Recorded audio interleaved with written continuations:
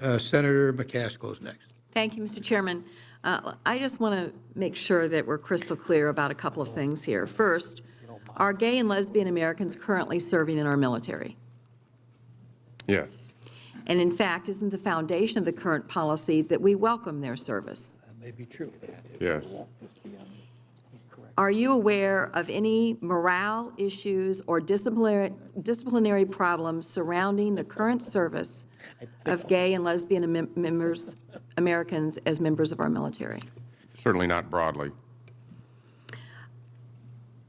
Now, here's I think what you're embarking upon is important.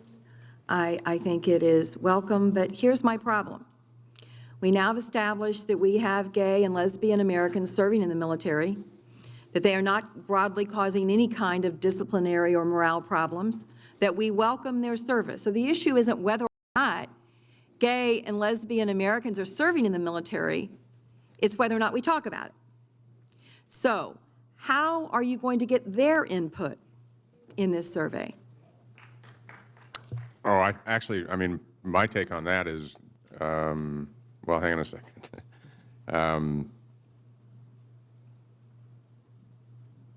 I think that we would have to look very carefully at how we would do that. And that's the point I would like to leave you with today, is that unfortunately, because of this policy, we welcome their service. Sure. They're serving bravely and well.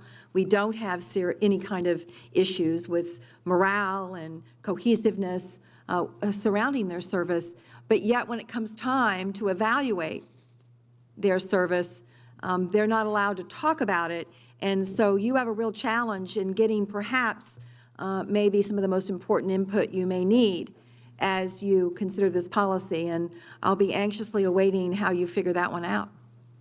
Yes, ma'am. Thank you, Mr. Chairman. Thank you, One Senator. approach, Senator, is to talk to those who have been separated.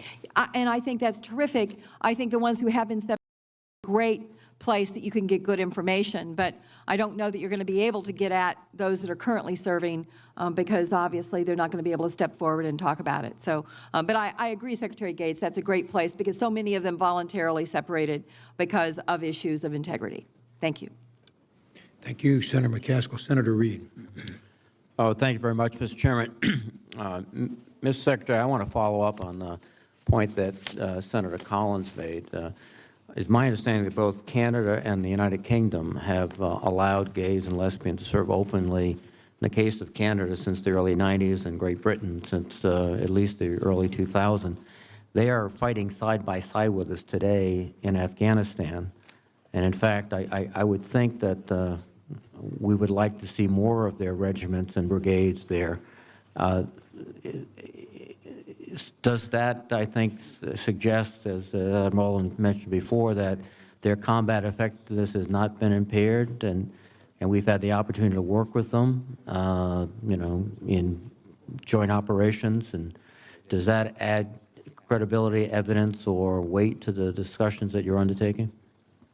Well, I think that it is clearly something we need to address. We need to talk to those countries' militaries in a more informal and in-depth way about their experience. I think that their experience is a factor, but I also would say that each country has its own culture and its own society and has to be evaluated in those terms as well. I think one of the aspects you refer to in your prepared remarks is the at least presumptive difference in terms of the attitude at differing ranks within the military. Is that something you can comment upon now? Have you done any research, or Admiral Mullen can comment about the attitude based on age or based on other factors? I think that really goes to the point of what what we need to do in the months ahead. I think Admiral Mullen would agree that we don't know. We don't have information based on rank or anything like that. Anecdotally, I mean, what it would be my only comment. There really hasn't been any objective review of this, and so I think it would be too soon to comment, because actually, anecdotally, there are young people, NCOs, senior officers on both sides of this issue, and it gets to this strongly held views driving this, as opposed to really understanding objectively what this policy change means. Let me ask a final question, which I think is implicit in your overall testimony, and that is that, and this is rather simplistic, but there will be a decision, and then there will be the implementation of that decision. I would assume that, at least in part, those have to be coordinated or referenced, so that part of this discussion analysis going forward is not only a decision, but it's also about how this policy would be implemented in a very detailed fashion. And that would be something that would be available to the Congress before they made the decision, or can you comment at all about that aspect? Well, let me just start by saying sure, and because one of the things that we will look at is, if there is a problem with unit cohesion, how would you mitigate it? How, through training or regulations or other measures, do you, if the Congress were to repeal the law, then how would we implement it, just as you say? And part of our review process is, as we look at the different aspects of it, what are the problem areas that we're going to see, and how do we address those? And as I said in my statement, it's everything from base housing to various policies and regulations and so on. All of those have to be addressed. For me, Senator, it's the understanding the impact. It is then in that understanding that speaks in great part to potential implementation, and that then really goes to the core of where I am on this, which is leadership. So I mean, understanding that, and they are integral to each other, impact and implementation, then says to me, Mullen, here's how you lead this. This is what you need to do to move through it if the law changes. Thank you, Mr. Chairman. Thank you. Just briefly following up Senator Reid and Senator Collins' point about other militaries, and Senator Reid's point that our military is fighting side by side and with militaries who do not have a discriminatory policy against open service by gays. Have you noticed any impact on our troops who serve with Canadians or with Brits because of a British or Canadian policy that allows gays to openly serve? Admiral? Since these wars started in 2003, it has not been brought to my attention that there's been any significant impact of the policies in those countries on either their military effectiveness or our ability to work with them. All right.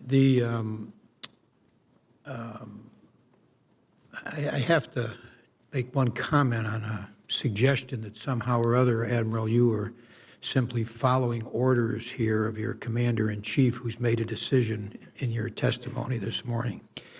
I think your testimony was not only eloquent, but it was personal. You made it very clear that you were reflecting your personal view, which you are obligated under the oath you take to give to us.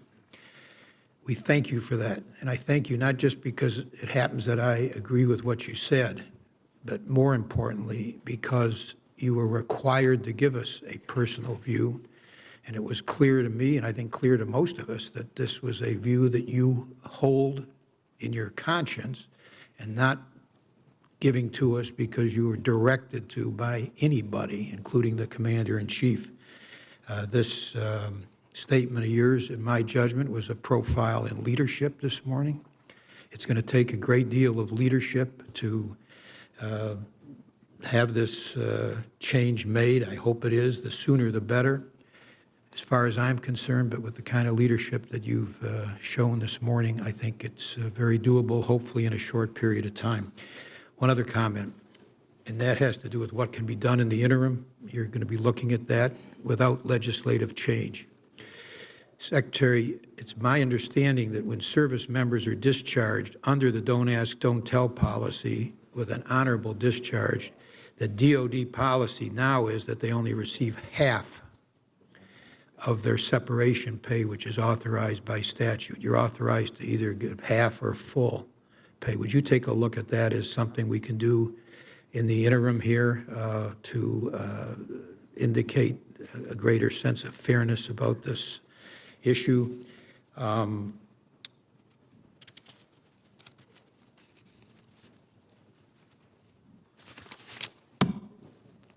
You know, you're sitting there quietly, Senator Udall. I should have asked, you have a final question? Okay, I thank you both. It's been a long hearing this morning. We very much appreciate you, the men and women that serve with you and your families, and we will stand adjourned.